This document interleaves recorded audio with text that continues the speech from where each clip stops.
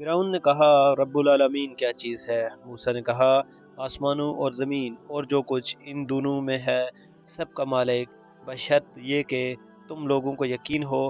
فرعون نے اپنے عالی موالی سے کہا کہ کیا تم سنتے نہیں؟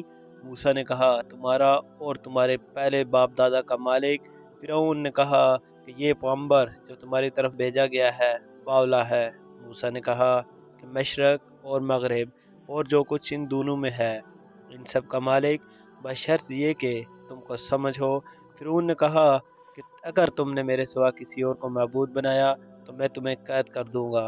موسیٰ علیہ السلام نے کہا خواہ میں آپ کے پاس روشن چیز لایا ہوں، یعنی معجزہ۔ فرعون نے کہا اگر تم سچے ہو تو اسے لاؤ، دکھاؤ۔ پس انہوں نے اپنی لاٹھی ڈالی تو اسی وقت سری اژدہا بن گئی، اور اپنا ہاتھ نکالا تو اسی دم دیکھنے والوں کو سفید براق نظر آنے لگا۔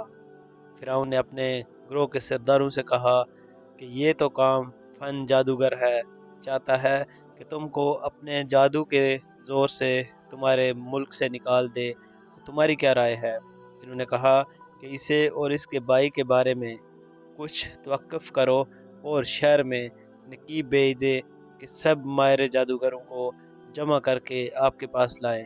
تو جادوگر ایک مقررہ میعاد پر جمع ہو گئے اور لوگوں سے کہہ دیا گیا کہ تم سب کو اکٹھے ہو کر جانا چاہیے، تاکہ اگر جادوگر غالب رہیں تو ہم ان کے پیرو ہو جائیں۔ جب جادوگر آ گئے تو فرعون سے کہنے لگے ہم غالب رہے تو ہمیں صلہ بھی عطا ہوگا۔ اللہ تعالیٰ نے ان آیات میں فرعون اور موسیٰ علیہ السلام کے درمیان ہونے والی گفتگو اور مناظرے کا تذکرہ کیا ہے اور بتلایا ہے کہ موسیٰ علیہ السلام نے کس طرح فرعون کے سامنے عقلی، معنوی اور حسی مشاہداتی دلائل پیش کیے۔ در حقیقت فرعون اللہ کی ذات کا منکر تھا اور کہتا تھا کہ میں ہی معبود ہوں۔ پس اس نے لوگوں کا اکٹھا کیا اور اعلان کیا کہ میں ہی تمہارا سب سے بلند رب ہوں، اور فرعون نے کہا اے اہل دربار، میں تمہارے لیے اپنے سوا کوئی معبود نہیں جانتا۔ فرعون اپنی سرکشی اور حنا کی وجہ سے اللہ کے معبود ہونے کا انکار کرتا تھا، ورنہ تو وہ یہ بات اچھی طرح سمجھتا تھا کہ میں اللہ کا بندہ اور اس کا پروردہ ہوں، اور وہ اللہ خالق و مالک اور معبود برحق ہے، جیسے کہ اللہ تعالیٰ کا فرمان ہے انہوں نے ظلم اور تکبر کی بنا پر ان کا انکار کیا، اور نہ ان کے دل ان پر یقین کر چکے تھے۔ پس دیکھو فساد کرنے والوں کا انجام کیسے ہوا۔ اس لیے فرعون نے موسیٰ علیہ السلام کی رسالت کا انکار اور اس بات کا اظہار کرتے ہوئے کوئی ایسا رب نہیں ہے جس نے اسے بھیجا ہو، کہا رب العالمین کیا ہے؟ یہ بات اس نے اس لیے کہی تھی موسیٰ اور ہارون علیہ السلام نے کہا تھا کہ بے شک ہم رب العالمین کے بھیجے ہوئے ہیں۔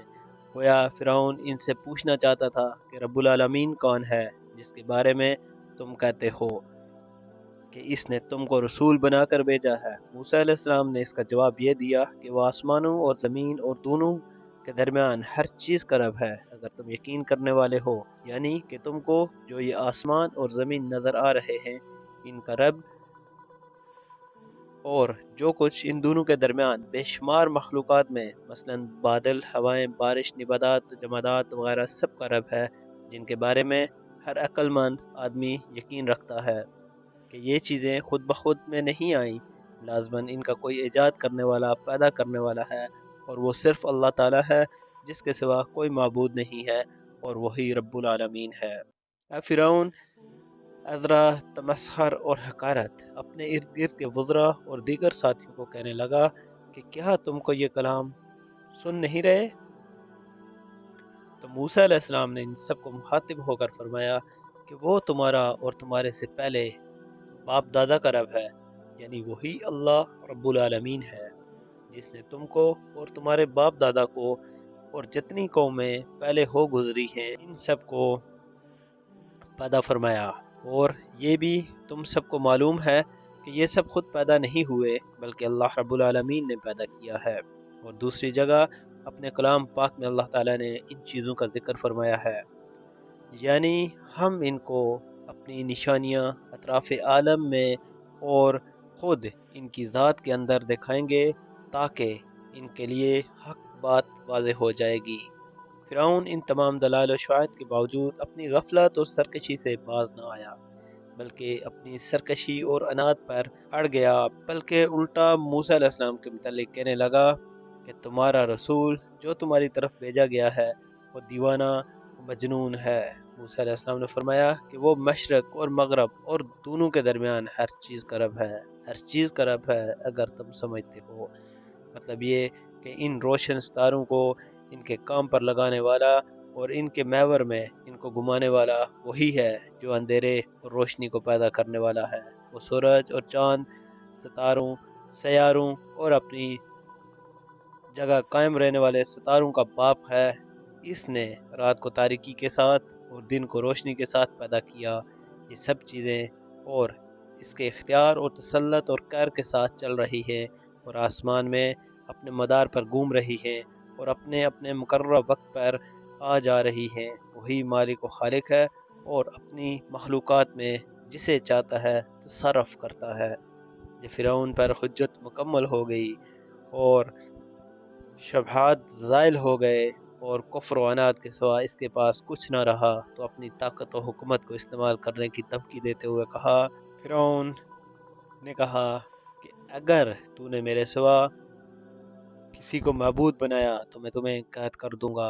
मूसा अलैहिस्सलाम ने कहा, ख्वाह मैं आपके पास रोशन चीज़ लाऊं यानी मोइज़ा। फ़िरौन ने कहा कि अगर सच्चे हो तो इसे लाओ दिखाओ। बस इन्होंने अपनी लाठी डाली तो वो इसी वक्त सरी साफ तौर पर अज़दा बन गई और अपना हाथ निकाला तो इसी दम देखने वालों को सफ़ेद बुराक नजर आने लगा।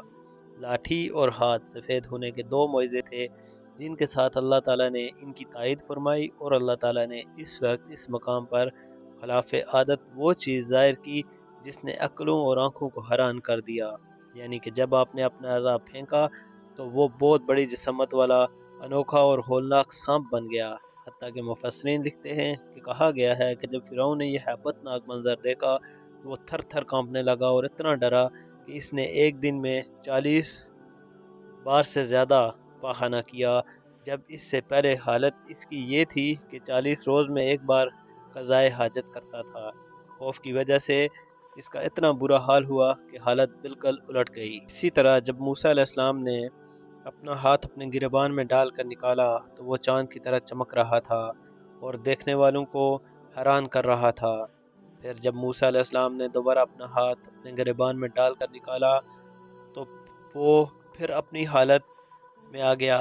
इतने वाज़ेह और रोशन मोइज़े से भी फ़िरौन को कोई फ़ायदा ना हुआ, बल्कि वो अपनी ज़िद पर कायम रहा और लोगों के सामने इसने ये ज़ाहिर किया कि ये जादूगर है और इसने अपने मुल्क के जादूगरों को बुलाकर मुकाबला कराने का प्रोग्राम बनाया और पूरे मुल्क में जादूगर बुलाने के लिए अपने हर कारिंदे दौड़ाए। और सूरह ताहा में अल्लाह ताला ने इरशाद फरमाया, फिर तुम कई साल मदीन वालों के पास ठहरे रहे। फिर तुम इसे मूसा काबिलियत रसालत के अंदाज़े पर आ पहुँचे और मैंने तुमको अपने काम के लिए मुंतखब किया है। तो तुम और तुम्हारे भाई दोनों हमारी निशानियाँ लेकर जाओ और मेरी याद में सुस्ती न करना। दोनों अपने काम के लिए किया है। फ़िरौन के पास जाओ, सरकशी हो रही है और इससे नरमी से बात करना, शायद वो गौर करे या डर जाए। दोनों मूसा और हारून अलैहिस्सलाम कहने लगे कि है हमारे परवरदिगार, हमें खौफ है कि वो हम पर ज्यादती करने लगे या ज़्यादा सरकश हो जाए। अल्लाह ताला ने फरमाया, डरो मत, मैं तुम्हारे साथ हूँ और सुनता देखता हूँ। अल्लाह ताला ने जब कोई तूर की रात में जब मूसा अलैहिस्सलाम को मनसब नबूवत से नवाजा और इनकी तरफ वही की, इस वक्त अल्लाह ताला ने ये कलाम फरमाया कि जब फ़िरौन के घर था तो मैं तुझे देख रहा था। मेरी हिफाजत और पनाह और फजल और मेहरबानी तेरे शामिल हाल थी। फिर मैंने अपनी मशीयत और इरादे से तुझे सरज़मीन मिस्र से निकाल कर मदीन के इलाके में पहुँचा दिया। फिर तुम वहाँ कई साल ठहरे रहे। फिर तुम मेरी तकदीर और फैसले के मुताबिक आए और तुझे अपनी कलाम और मनसब नबूवत के लिए मुंतखब कर लिया। अब तू और तेरा भाई मेरी आयत के साथ जाओ और मेरी याद में सुस्ती न करना। यानी जिस वक्त फ़िरौन के दरबार में पहुँचो तो मेरी याद में सुस्ती और गफलत का शिकार न होना। کیونکہ فرعون کے ساتھ گفتگو کرنے میں میری یاد تمہاری مددگار بنے گی۔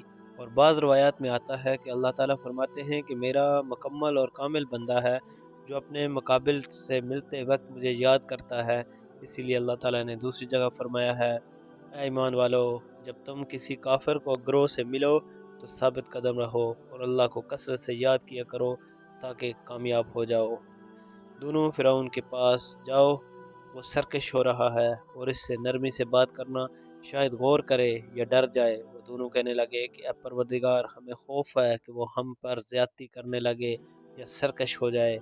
یہ اللہ کی اپنی مخلوق کے ساتھ مہربانی اور رأفت اور رحمت ہے، حالانکہ اللہ تعالیٰ خوب جانتا ہے کہ فرعون سرکش اور کافر اور جبر و قہر والا ہے اور وہ اپنے دور میں سب مخلوق سے بدترین تھا، لیکن پھر بھی اللہ تعالیٰ نے اس کی طرف اپنے پسندیدہ ترین بندے کو بھیجا اور ساتھ ہی ارشاد فرمایا کہ اس کو اللہ کی طرف بہترین انداز اور نرم لہجے سے بلانا اور بہت اچھے طریقے سے معاملہ کرنا، شاید کہ وہ نصیحت سے فائدہ اٹھائے یا اللہ سے ڈر جائے۔ جیسے کہ اللہ تعالیٰ نے دوسرے مقام پر ارشاد فرمایا، اپنے رب کے راستے کی طرف حکمت اور اچھی نصیحت کے ساتھ بلاؤ اور ان سے بہت اچھے طریقے سے بحث کرو۔ اور ایک دوسرے مقام پر ارشاد فرمایا ہے، اور اہل کتاب سے بہت اچھے اندازے ہی بحث و مباحثہ کرو، مگر وہ جنہوں نے ظلم کیا ان میں سے۔